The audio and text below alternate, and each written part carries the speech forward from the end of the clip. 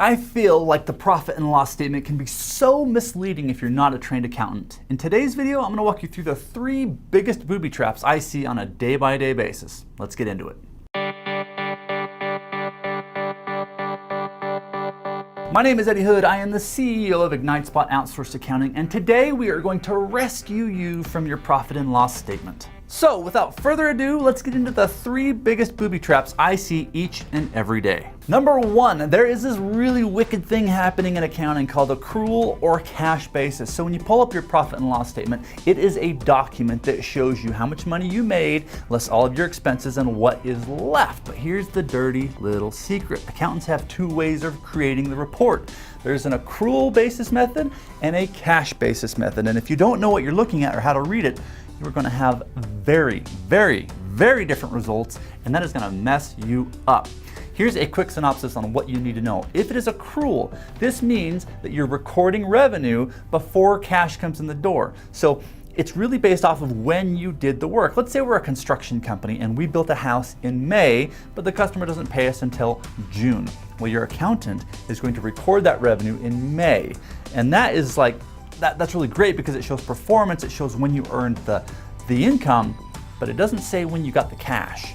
Now, if we're on a cash basis income statement, we're gonna do it the other way around. You built the house in May, nothing gets recorded. Come June, when the cash comes in and you get paid, that's when your accountant books that transaction. So that is an easier to read statement because it shows cash in and cash out much clearer. But the problem is it does not show you performance of your company. So most accountants, myself included, prefer the accrual method, that way of looking at when we earned our income and when we incurred the expenses, because it shows you the real health of your company. All right, number 2, I call these things balance sheet payments. Now these things will kill you as an entrepreneur if you're not paying attention.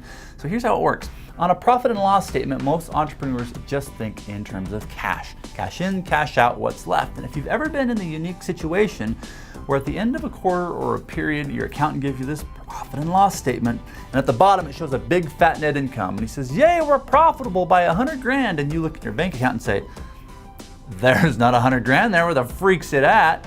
Then you've experienced this. 1, because you're probably reporting on accrual, which is what we talked about before, but 2, there are things that happen within your business that affect cash that are not recorded on the profit and loss statement. Balance sheet payments are what we call them. So examples of balance sheet payments are owner draws. If you take money out for yourself or your family, that's cash coming out. That is not an expense. A loan repayment, when you're paying the balance of a loan off, that money is not an expense. The interest is, but paying off the balance is not. These are things that are affecting cash. It's pulling cash out of your bank account, but your accountant is not recording them as an expense.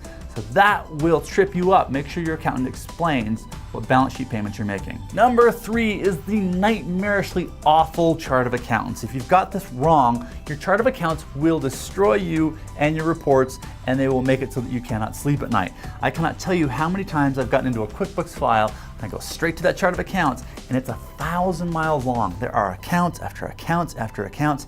And look, I get it, guys. You want to see detail in your work. You want to know exactly where every penny's going. And so it makes sense to have a lot of different accounts to record your expenses in.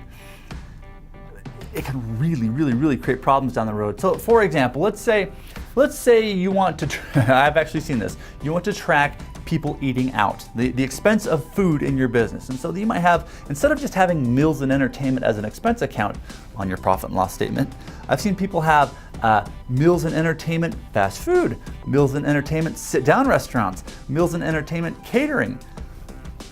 Are you serious? Like, that's adding so much complexity to your business, to your accountant, to everything else. Your reports probably aren't accurate and on time because it takes so much time just trying to figure out where to code all of the transactions. So simplify your chart of accounts, you'll simplify your life, and your profit and loss statement will finally be readable. I hope this helped you guys figure out your profit and loss statement. It really is one of the most important reports in your business, but if you don't know how to read it, it will trip you up and give you just a hangover.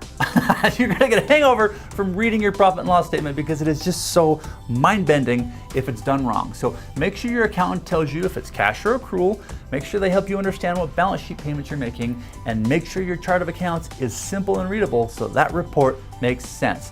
Again, I hope this helps, guys, and until next time, have fun growing your business and stay profitable.